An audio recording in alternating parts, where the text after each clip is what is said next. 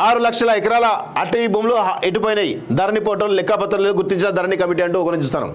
So ఈ ఎకరమే గొప్ప, అలాంటిది 100 ఎకరాలు పోయినాయి, 1000 ఎకరాలు పోయినాయి, 1,00,000 ఎకరాలు పోయినాయి. ఇప్పుడు 6 లక్షల ఎకరాల అటవీ భూములు హాంఫర్ట్ అంట. అసలు ఆ దోపిడికి హద్దు అదుపు లేకుండా పోయింది వాస్తవంగా చెప్పాలంటే ఈ కేసీఆర్ పాలన. 6 లక్షల ఎకరాల ఏది ఈ ధరణి అనేది? కేసీఆర్ నువ్వు చేసిన పాలన ఇది, ధరణితో నువ్వు చేసిన పీకుడు పని ఇది. ఆ శ్రీధర్ గజరాజు రామలింగరాజు సంబంధించిన వాళ్ళు కేటీఆర్ కలిసి రూపొందించినట్టు సాఫ్ట్వేర్ తోటి అటవీ భూములను కూడా వదిలే, హైదరాబాద్ భూములు వదిలే, ఆ దొరల భూములు వదిలే, అటవీ భూములను కూడా వదలకుండా 1,00,000 ఎకరాల భూములను అన్యాక్రాంతం చేశారు వీళ్ళు. అది దీనికి సంబంధించి డాక్యుమెంట్స్ ఎవిడెన్స్ ఎక్కడ దొరకాలి?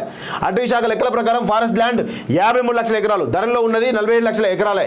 ఈ 6 లక్షల ఎకరాల భూముల సంగతి తేల్చాల్సిందే. కమిటీ సమావేశంలో నిర్ణయం సాగుకు యోగ్యం కాని 20 లక్షల ఎకరాలకు రైతు బంధు వెళ్తున్నట్లు గుర్తింపట. 20 లక్షల ఎకరాల భూములట రైతు బంధు వెళ్తున్నట్లట. చూడండి ఎంత దుర్మార్గమైన విషయమో. ఈరోజు కేసీఆర్ ఏ విధంగా ఈ రైతు బంధు పథకాన్ని పెట్టిండో ఆలోచించండి.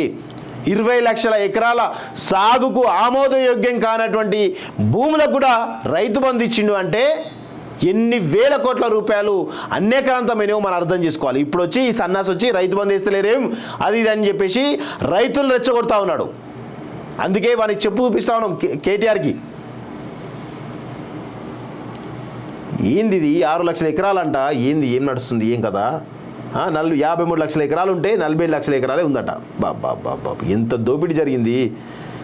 6 లక్షల ఎకరాల అటవీ భూములు ఎటుపోయినాయి ధరణి పోర్టల్ లెక్కపత్రాలు గుర్తించిన ధరణి కమిటీ అంటూ ఒకరిని చూస్తాను.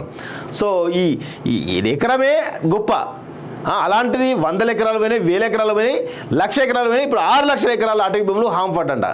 అసలు ఆ దోపిడికి హద్దు అదుపు లేకుండా పోయింది వాస్తవంగా చెప్పాలంటే ఈ కేసీఆర్ పాలన. 6 లక్షల ఎకరాల ఏది ఈ ధరణి అనేది? కేసీఆర్ నువ్వు చేసిన పాలన ఇది, ధరణితో నువ్వు చేసిన పీకుడు పని ఇది. ఆ శ్రీధర్ గజరాజు రామలింగరాజు సంబంధించిన వాళ్ళు కేటీఆర్ కలిసి రూపొందించినట్టు సాఫ్ట్వేర్ తోటి అటవీ భూములను కూడా వదిలే, హైదరాబాద్ భూములు వదిలే, ఆ దొరల భూములు వదిలే, అటవీ భూములను కూడా వదలకుండా 1,00,000 ఎకరాల భూములను అన్యాక్రాంతం చేశారు వీళ్ళు. అది దీనికి సంబంధించి డాక్యుమెంట్స్ ఎవిడెన్స్ ఎక్కడ దొరకాలి? అటవీ శాఖ లెక్కల ప్రకారం ఫారెస్ట్ ల్యాండ్ 53 లక్షల ఎకరాలు, ధరలో ఉన్నది 47 లక్షల ఎకరాలే.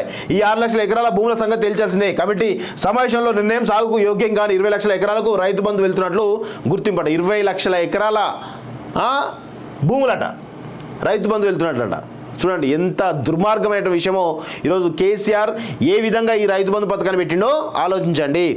20 లక్షల ఎకరాల సాగుకు ఆమోదయోగ్యం కానటువంటి భూములకు కూడా రైతు బంధు ఇచ్చిండు అంటే ఎన్ని వేల కోట్ల రూపాయలు అన్యాక్రాంతమైనవో మనం అర్థం చేసుకోవాలి. ఇప్పుడు వచ్చి ఈ సన్నాసి వచ్చి రైతు బంధు వేస్తలేరేం అది ఇది అని చెప్పేసి రైతులు రెచ్చగొడతా ఉన్నాడు.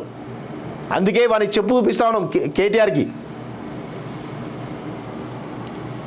ఏంది ఇది 6 లక్షల ఎకరాలంట, ఏంది ఏం నడుస్తుంది ఏం కదా? 53 లక్షల ఎకరాలు ఉంటే 47 లక్షల ఎకరాలే ఉందట. బాబా ఎంత దోపిడీ జరిగింది.